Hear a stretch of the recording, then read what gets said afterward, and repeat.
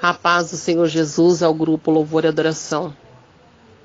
Eu costumo dizer que tem filhos que reclamam por qualquer coisa. Tudo que os pais fazem não tá bom. Eu não tive esse prazer de ter a minha mamãezinha por muito tempo perto de mim. Minha mãe era uma mãe prendada. Pobre, nós era pobre no extremo. Meu pai era ébrio, a minha mãe lavadeira de roupa. Nós não tinha nada dentro de casa, porque meu pai era daqueles que trabalhava em greba, em sítios, em fazendas.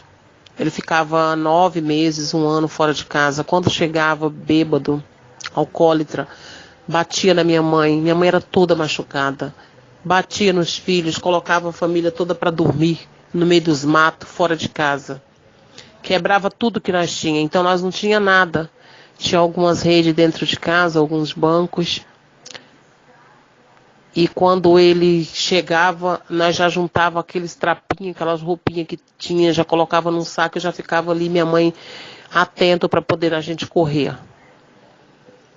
Tanto que ela tinha muito medo dele. E quando foi um dia, ele engravidou a minha mãe. E ele engravidou a minha mãe e sumiu. Quando ele voltou, minha mãe já tinha ganhado a criança. Porque aquele tempo, né, não existia remédio e era muito difícil para as mulheres se cuidar. Elas tinham muitos filhos. Minha mãe, graças a Deus, que teve só 4 filhos. E quando ele chegou, minha mãe estava de dieta. Ele ainda perguntou para minha mãe assim: uai, esse filho não é meu. Mas, meu Deus, a minha mãe era uma mulher muito direita, mulher de um homem só. Muito distinta, era dele sim, porque ele ficou 1 ano, não, ele ficou mais de 9 meses, 9 meses e pouco fora de casa. Ele sempre ficava 1 ano, ele já ficou até 1 ano e meio fora de casa. Quando chegava, o filho que ele deixou no colo já estava grande, nem conhecia ele mais como pai. E ele pediu para minha mãe assim: levanta e vai fazer algo para mim comer. Ele com aquela peãozada, bêbado, pé inchado. Minha mãe falou: eu não posso. Não posso me levantar da cama porque eu tive um parto complicado e com parteira e eu tô toda machucada. Eu não posso nem me virar na cama porque me dói todas as pernas e a minha barriga.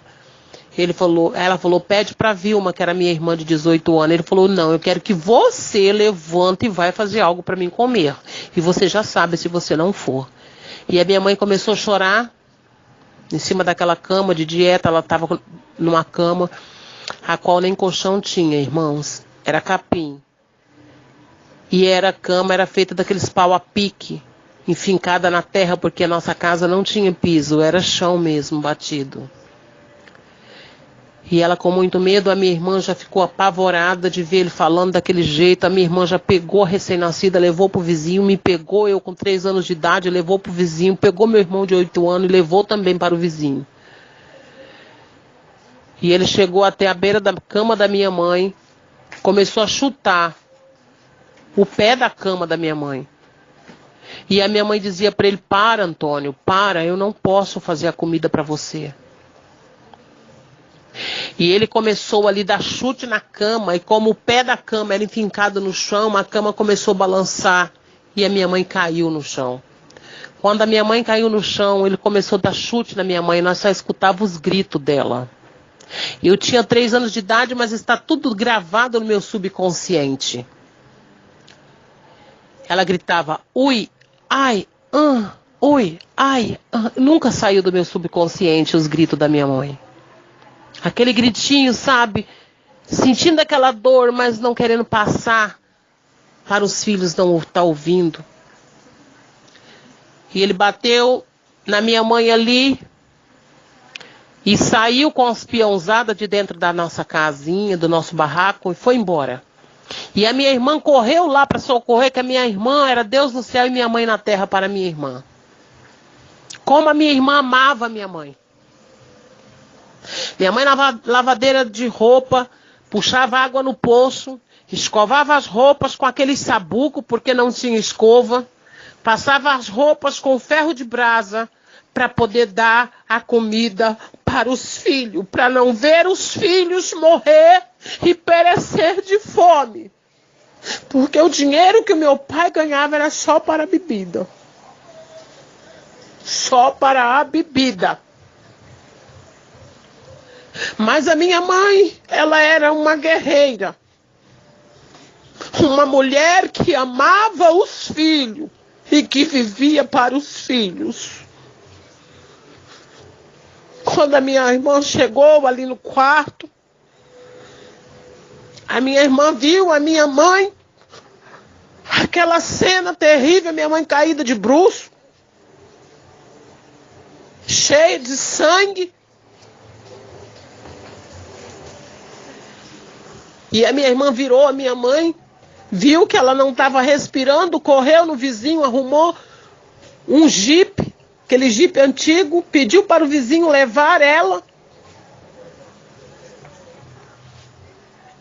em um lugar que era como se fosse um hospital, mas era uma farmácia. E ali,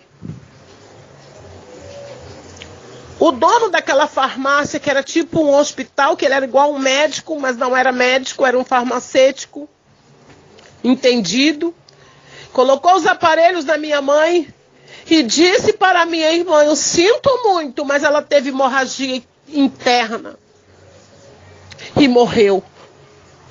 Eu quero dizer para vocês, grupo de louvor e adoração, que naquele momento o meu porto seguro tinha morrido. A partir do momento que a minha mãe se desligou desta terra, começou o sofrimento na minha vida e a peregrinação ao caminho do inferno. Naquela época não tinha justiça, não tinha lei. Meu pai não foi preso. Ele deu a minha irmã recém-nascida para uma família rica lá no estado de Goiás. Deu meu irmão de 8 anos. A minha irmã com 18 anos tentou suicídio, caiu de cabeça para baixo dentro de um poço. Xaramassurianda labastu que managia xedecova.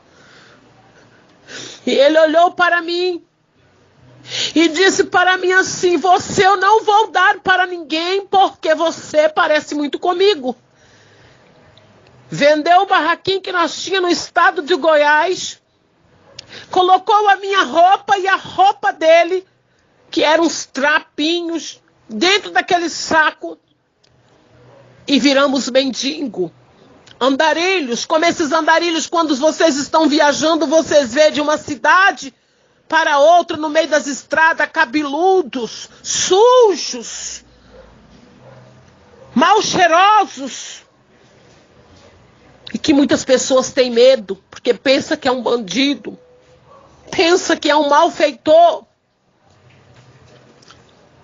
E nós andávamos de uma cidade para outra, de Catalão a São Simão, de São Simão a Paranaiguara, de Paranaiguara a Caçu, a Brasília.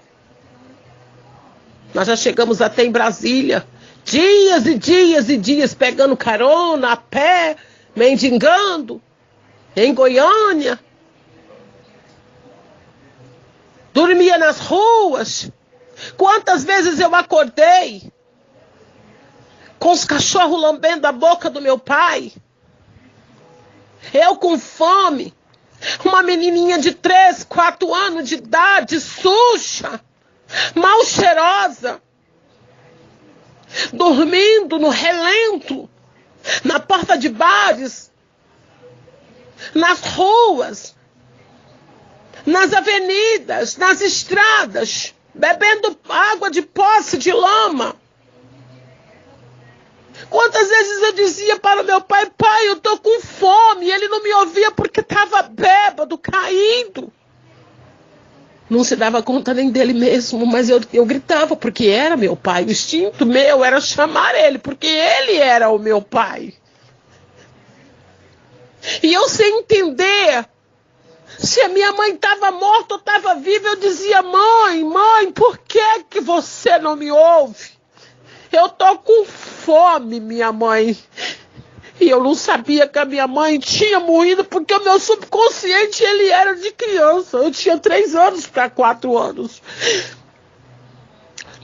E eu gritava, minha mãe gritava, meu pai.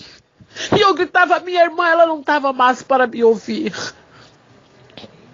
E eu saía, quando era nas cidades, eu saía revirando as latas de lixo para achar um pedacinho de pão, para achar um ossinho de frango, de alguma coisa para me chupar, para me comer. Quantas vezes, igreja, grupo, louvor e adoração, eu revirei as latas de lixo e achei aqueles ossos, aqueles pão pregado em papel higiênico, em fezes.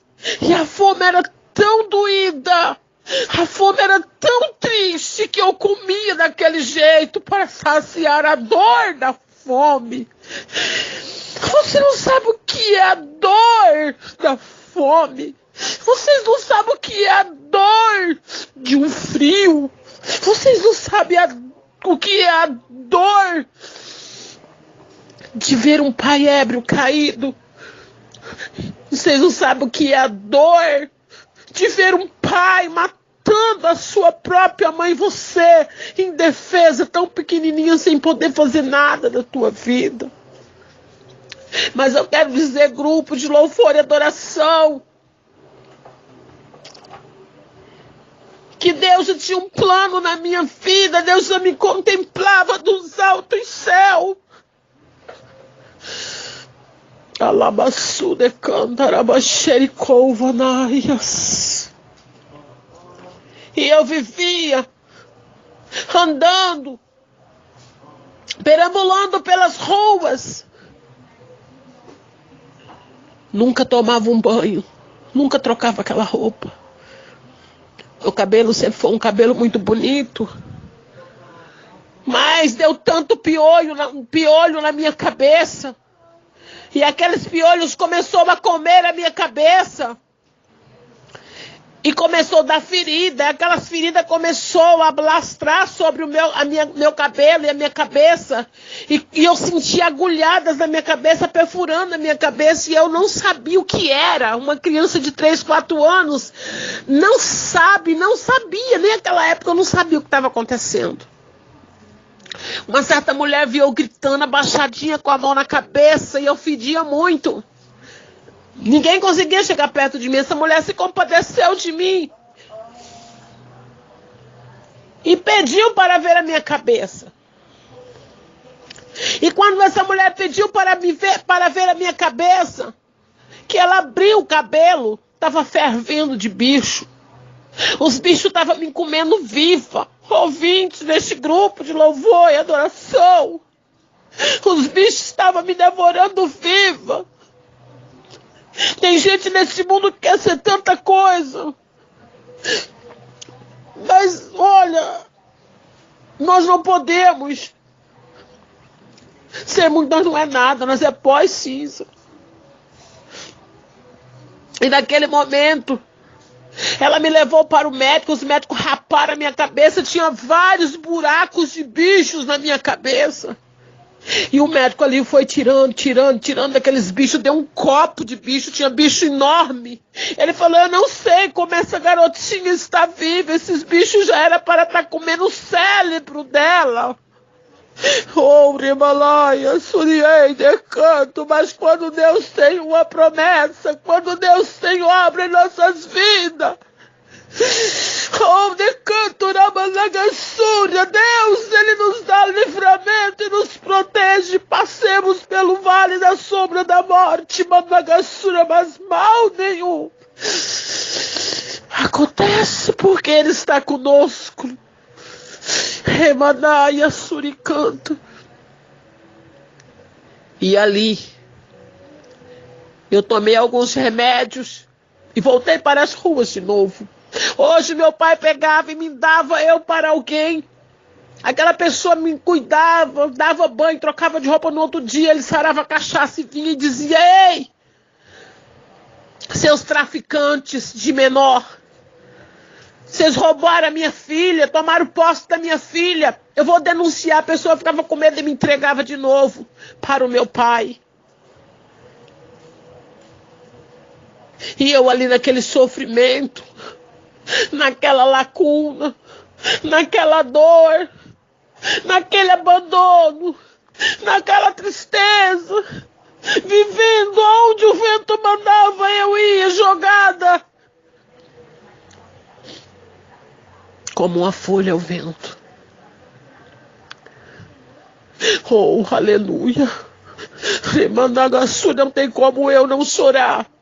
Não tem como eu não me emocionar diante do meu testemunho, porque ele é real, ele é verídico e ele também é verdadeiro. Esse testemunho abalou muitas cidades já no Brasil, por onde eu passo pregando a palavra do Senhor.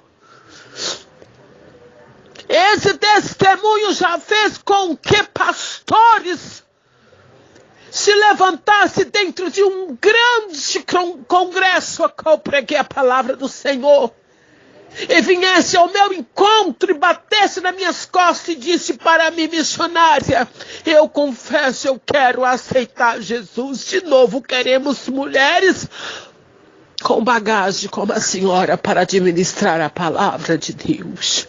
Manaramanagasu, alayande, kondaramanagasei.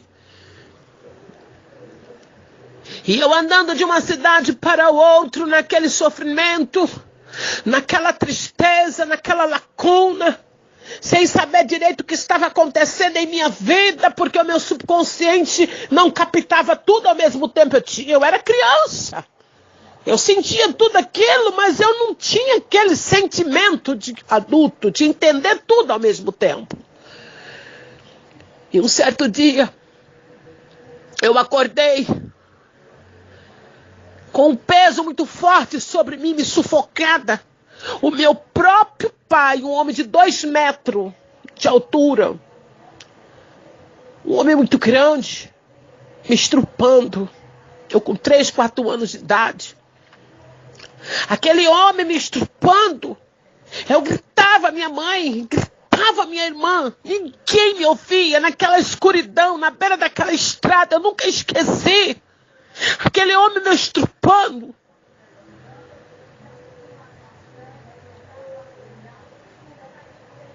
E ele me estrupou e eu sofri muito, eu gritei muito. Mas ninguém me ouvia. Ninguém ouviu o meu choro. Ei, você que tem uma mãe, ouve a tua mãe, dê valor nela. Você que tem um pai que te ama, filho, dê valor. Ei, você que tem sua família, se apegue com Deus. E pede para Deus cuidar da sua família, porque eu não tive a alegria de ter uma família. Eu não tive. A minha mãe foi tirada de mim, eu ainda muito pequena. E eu não tive um pai amoroso. E nem fui criada com os meus irmãos. Mas você valoriza o teu irmão, viu? Quantas vezes eu gritava pela minha irmã, pelo meu irmão. Mas eles não estavam perto de mim, porque o destino arrancaram eles de perto de mim. E eu fiquei sozinha neste mundo, vagando, alabaçúria. Mas você valoriza a tua família, viu? Não deixa a tua família por nada, nem não deixa a tua esposa. Valoriza a tua esposa, valoriza os teus filhos, valoriza a tua casa, valoriza o bem que Deus tem te dado, viu? Porque eu não tinha. Eu não tive. Eu não tive infância, eu não tive adolescência, eu não tive mocidade. Valorize cada área da tua vida, cada etapa, diz o Senhor para ti, de calabaçúria. E ali, o meu ovário, o meu útero,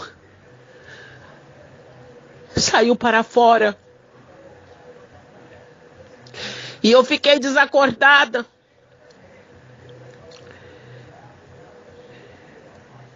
E ele me carregou no colo até uma cidade.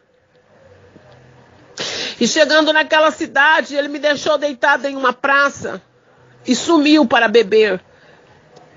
E quando as pessoas se deparou que ele tinha uma criança que estava com o útero tudo para fora, naquelas condições, as formigas já estavam comendo as minhas tripas, já estavam comendo, me devorando viva. E eles me levaram para o hospital me encaminhou imediatamente para Itumbiara. E lá em Itumbiara, a junta médica me operou, fiquei 3 meses naquele hospital, entre a vida e a morte, porque o meu próprio pai me estrupou. O meu próprio pai fez aquilo comigo. Anda lá e alabaçu, rei me cantarai. E hoje eu adoro o nome do Senhor, eu glorifico o nome do Altíssimo, porque Ele é o meu Deus, o meu refúgio e a minha fortaleza. Um dia eu estava muito triste, em uma cidade administrando a palavra, e eu sentia muita carência por não ter parente, não ter ninguém. E Deus tomou uma irmã e disse na boca daquela irmã: nunca tinha me visto uma cidade estranha, e disse para mim: minha filha, eis que eu contemplo o teu sofrimento desde a tua infância. Contempla, filha, olha para o mar, contempla quantos grãozinhos de areia tem em uma praia.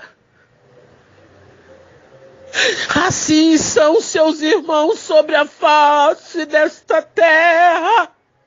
E tu não é órfã de pai, porque eu sou o teu pai. Então tu tem muitos irmãos e um pai zeloso de boas obras que vela por ti nesta terra. Xarabaçu, candarai. Aquilo alegrou a minha alma. E eu preguei naquela noite como nunca, e muitas vidas se romperão aos pés do Senhor. E nunca mais eu me entristeci como eu me entristecia diante de Deus, porque eu sei que eu não sou órfã de pai. Deus, Ele é o meu pai. Ele é o meu refúgio e Ele também é a minha fortaleza e o meu socorro. E quando ali procuraram o meu pai, que levou meu pai até aquele hospital, quando foi para me dar alta, eu não queria de jeito nenhum voltar com meu pai para as ruas. Mas eu não tinha uma família, eu não tinha ninguém. E o meu pai me pegou daquele hospital e me levou novamente para as ruas. E eu comecei a ali viver nas ruas. Aí não é só meu pai que me estrupava. Eu acordava, eu já estava crescendo, né, já de 4 para 5 aninhos. Eu acordava aqueles mendigos de rua me estrupando. E eu gritava meu pai para me socorrer, meu pai bêbado. O meu pai dava eu para alguns mendigos, para alguns homens. Para aqueles homens dar dinheiro para ele beber cachaça. E eu era trocada por garrafas de pinga, por alguns dinheiros, por carteira de cigarro para o meu pai satisfazer o teu vício. E eu fui crescendo uma menina amarga, uma menina triste, uma menina amargurada, cheio de ódio, de rancor, candarai. Eu não sabia o que era amor, o que era ternura, o que era afeto, xarabassúria. Oh, andarai, andassude, candalamanai, andecova. Mas o Senhor, meu Deus, aleluia, Ele tem as suas formas de trabalhar e agir. Quantas e quantas e quantas almas, quantos e quantos são os meus filhos da fé. Hoje eu tenho os filhos, eu não sou velha, eu ainda estou na classe de mulher de 30 e poucos anos. Eu tenho filhos da fé que é pastores, presbíteros, diáconos, evangelistas, dirigentes de ciclo de oração, líderes de mocidade, pastor presidente de campo.